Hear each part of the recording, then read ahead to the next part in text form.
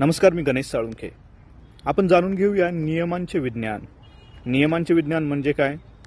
ज्यावेळेस आपण आपल्या घराच्या उंबरठ्याच्या आत असतो, तिथे आपले स्वतःचे नियम चालतात, आपले स्वतःचे रूल्स चालतात, कारण ते आपलं कुटुंब असतं आणि आपण त्या ठिकाणी मोठे असतो.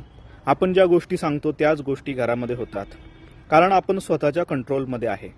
परंतु जसं आपण घराच्या उंबरठ्याच्या बाहेर पडतो त्यावेळेस आपल्याला ट्रॅफिकचे नियम फॉलो करावे लागतात, कारण रोडवर स्वतःचे नियम चालणार नाहीत आणि जर तुम्ही ते फॉलो केले नाही तर नक्कीच तुमचा ॲक्सिडेंट होण्याचे चान्सेस असतात. सोबतच तुम्ही ऑफिसमध्ये जाता त्यावेळेस तुम्हाला ऑफिसचे नियम फॉलो करावे लागतात, जसं काम वेळेवर करणे, नियमांचे उल्लंघन न करणे, फोन न वापरणे आणि विविध रूल ऑफिसमध्ये दिलेले असतात. त्या ठिकाणी देखील तुम्ही स्वतःची मर्जी, स्वतःचे नियम चालवू शकत नाही. हे आपल्याला बंधने आहेत. किंवा तुम्ही एखादं वाहन चालवत असाल तरी त्या वाहनाचे दिलेले नियम तुम्हाला फॉलो करावेच लागतात आणि जर तुम्ही ते फॉलो केले नाही तर आपण स्वतःच्या अपघाताला निमंत्रण देऊ शकतो.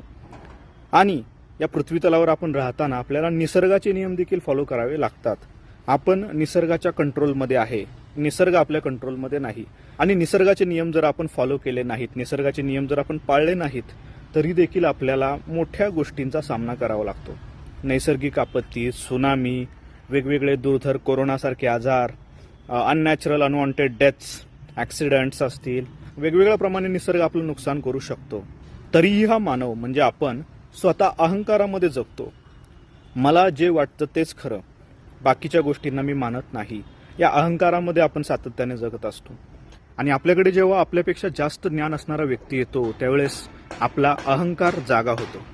कारण आपण जे लहानपणापासून ऐकत आलेलो आहोत, ज्या गोष्टींवर आपला विश्वास दृढ झालेला आहे, त्याच विचारसरणीला आपण बळी पडतो आणि वैदिक ज्ञान, भगवंतांचे विशेष नॉलेज याला आपण रिजेक्ट करतो, याला आपण नकार देतो.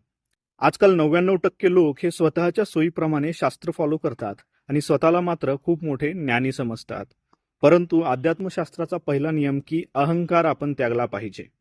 काही लोक निसर्गाची पूजा करतात की निसर्गच आमचा देव आहे, परंतु अशा अर्धवट ज्ञान असलेल्या लोकांनी कधी भगवद्गीता ओपन करून पाहिली नाही, कधी वाचलेली नाही. भगवान श्रीकृष्ण भगवद्गीतेमध्ये सांगतात की माया अध्यक्षेन प्रकृती, प्रकृती ही माझ्या अध्यक्षतेखाली काम करते. याचा अर्थ निसर्ग हा भगवंतांच्या सिस्टीमचा एक पार्ट आहे, परंतु अज्ञानी लोक हे समजू शकत नाहीत. आपण भगवंतांच्या तंत्रज्ञानातील परा, अपरा व मायाशक्तीवर एक छोटंसं लेक्चर अरेंज केलेलं आहे. आपण नक्की याचा लाभ घ्यावा, याची लिंक आपणाला मिळेल. धन्यवाद.